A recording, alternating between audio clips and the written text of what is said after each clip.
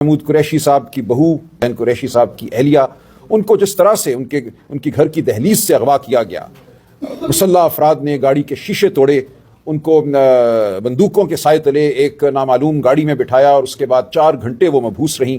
ہم سب جو ان کے گھر پہنچے، ان کے والدین، ان کے دیگر اہل خانہ، ان کے ساتھ وہ 4 گھنٹے کیسے گزرے، یہ ایک ایسا ثانیہ ہے جو بیان کرنا ممکن نہیں ہے۔ آپ خود سوچئے، آپ کی بیٹی 4 گھنٹوں کے لیے نہیں، آپ کو کیا معلوم کہ وہ کہاں گئی، کون لے گیا، وہ 4 گھنٹوں بعد واپس آئے گی، 40 گھنٹوں بعد واپس آئے گی یا واپس نہیں آئے گی، کچھ کسی کو خبر نہیں تھی۔ ایک تاریک رات تھی اور ایک خاموشی تھی، جبر کی خاموشی۔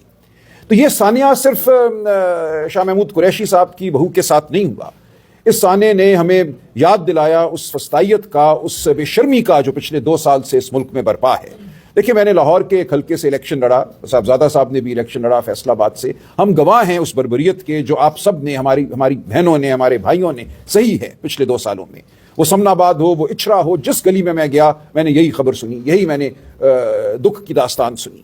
کسی کی عزت محفوظ نہیں رہی، کوئی گھر محفوظ نہیں رہا، گھروں میں دندناتے لوگ آئے ہیں، وہ بچیاں ہوں، وہ بچے ہوں، وہ مائیں ہوں، وہ بہنیں ہوں، وہ بیویاں ہوں، سب پہ ہاتھ پڑا ہے۔ سعد اللہ بلوچ کی اہلیہ اور بیٹی کے ساتھ جو ہوا وہ واقعہ پرانا نہیں ہے۔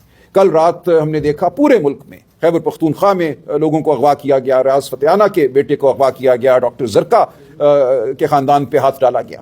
تو یہ طریقہ ہے آئینی ترمیم کرنے کا۔ دیکھیں، میں آج آپ سے بطور ایک شہری، بطور ایک انسان مخاطب ہوں، اور آپ کو میں بطور انسان دعوت دیتا ہوں فکر کی، غور کی، کہ ہم کہاں کھڑے ہیں، یہ ملک کہاں کھڑا ہے۔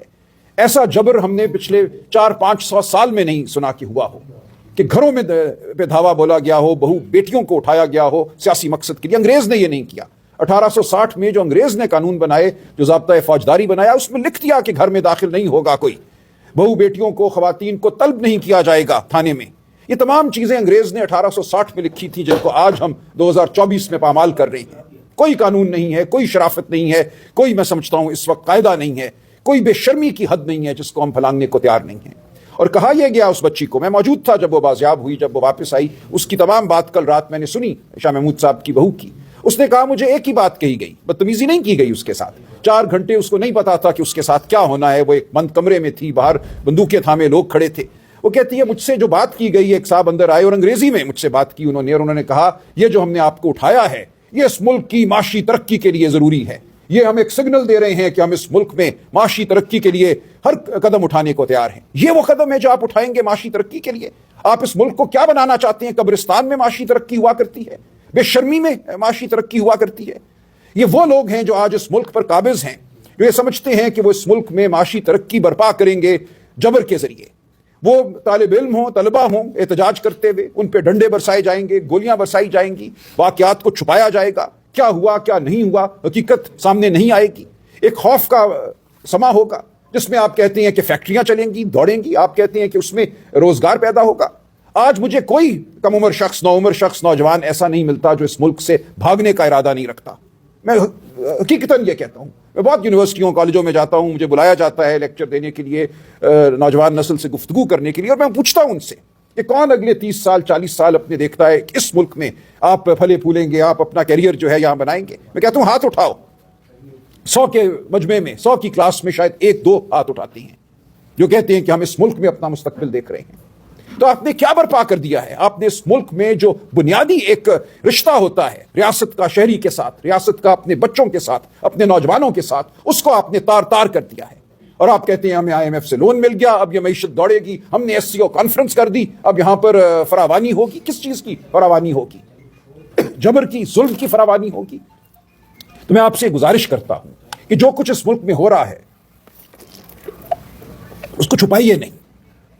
دیکھیے، ہمیں یہ کہا گیا عمران خان صاحب کے حوالے سے 3 اکتوبر کو آخری ان سے ملاقات ہوئی، اور یہ کہا گیا کہ اب 19 اکتوبر سے پہلے ان سے ملاقات نہیں ہوگی۔ ایک 16 دن کا وقفہ تاریکی میں ڈوبا ہوا، نہ ان کی صحت کے حوالے سے کچھ بتایا جائے گا، نہ کسی اور حوالے سے ان سے کوئی ملاقات ہوگی، نہ وکلاء کی، نہ سیاسی رفقا کی، نہ خاندان کی۔ 8 اکتوبر کو ان سے ایک میٹنگ طے تھی، جو جیل مینول کے تحت ایک حق تھا خاندان کا ان سے ملنے کا، ایک قاعدہ ہے جو دیا ہوا ہے قانون میں، اس حوالے سے عدالتوں کے فیصلے بھی ہیں، بالخصوص عمران خان صاحب کے حوالے سے، کہ ان کی ملاقاتوں پہ قدغن نہیں ہوگی۔ 8 کو وہ نہیں مل پاتے۔ ان کی میٹنگ جو طے شدہ تھی اس کو منسوخ کر دیا جاتا ہے.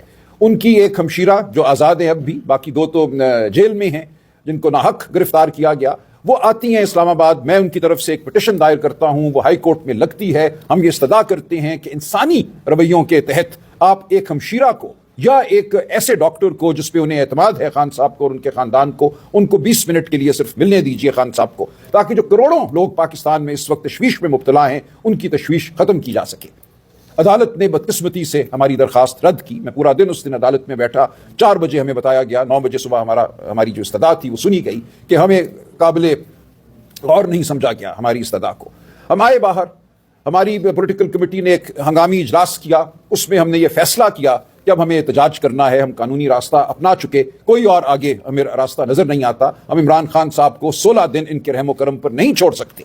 ہم سب تشویش میں مبتلا تھے، خان صاحب کے حوالے سے، ان کی صحت کے حوالے سے، ان کی فکر تھی ہمیں. تو ہم نے یہ فیصلہ کیا 11 تاریخ کی شام کہ ہم 15 تاریخ کو اسلام آباد میں ایک احتجاج کریں گے. اب اس کے بعد کیا ہوا؟ بہت سوال اٹھے ہیں. میں سمجھتا ہوں ہمیں جواب دینا چاہیے ان سوالات کا. ایک بیانیہ ہے سوشل میڈیا پہ، یوٹیوب پہ، وہ قائم کیا گیا. ہم پہ غداری کا الزام لگایا گیا، ہم پہ بزدلی کا الزام لگایا گیا. تو اب میں سمجھتا ہوں ضروری ہے کہ ان تمام الزامات کو دیکھا جائے، کس حد تک ان الزامات میں صداقت ہے اور کس حد تک معاملہ کچھ اور تھا. ہوا اس طرح سے، میں آپ سے عرض کرتا ہوں بطور سیکرٹری جنرل، جب 11 تاریخ کی شام یہ فیصلہ ہو گیا کہ 15 کو ہم نے آنا ہے اسلام آباد اپنا احتجاج ریکارڈ کرنے، پرامن احتجاج ریکارڈ کرنے. ہم نے کبھی توڑ پھوڑ نہیں کی. خان صاحب کی پوری سیاست اس چیز کی گواہ ہے کہ ہم نے تخریب کی سیاست نہیں کی. سڑک پہ آنا ہمارا بنیادی حق ہے. اس حق کو اب اس رجیم نے اس دور میں ایک جرم سمجھ لیا گیا ہے. اور یہ ہمارے حوالے سے نہیں، جو بچوں کے ساتھ ہو رہا ہے، جو اس وقت پنجاب میں اور پورے پاکستان میں اس وقت جو ایک تشویش کی لہر ہے، جو ہمارے بچے سڑکوں پر آ رہے ہیں، جو ان کے ساتھ سلوک کیا جا رہا ہے، ان کو مجرم سمجھا جا رہا ہے. یہ نہیں ہے مجرم. انگریز بھی اس کا حق دیتا تھا. بڑے بڑے مجمع برپا ہوتے تھے، لوگ سڑکوں پر مارچ کرتے تھے، احتجاج کرتے تھے، نعرے لگاتے تھے. یہ کب سے جرم ہو گیا؟ یہ ایک بنیادی انسانی حق ہے احتجاج. اس احتجاج کو آپ نے جرم کا نام دیا. آپ نے کہا جو آئے گا ہم اس کو مار پیٹ کے ختم کر دیں گے، اس کو مبوس کریں گے، مقدمہ بنائیں گے یا مقدمہ نہیں بنائیں گے، اس کو اغوا کر کے کسی کال کوٹڑی میں ڈال دیں گے. آج انتظار پنجھوتا کہاں ہے؟ آج 9واں دن ہے. انتظار پنجھوتا کا کچھ پتہ نہیں. اس کے خلاف نہ کوئی مقدمہ ہے، نہ اسے کسی عدالت میں پیش کیا گیا. تو یہ ہے وہ صورتحال جس سے ہم دوچار تھے.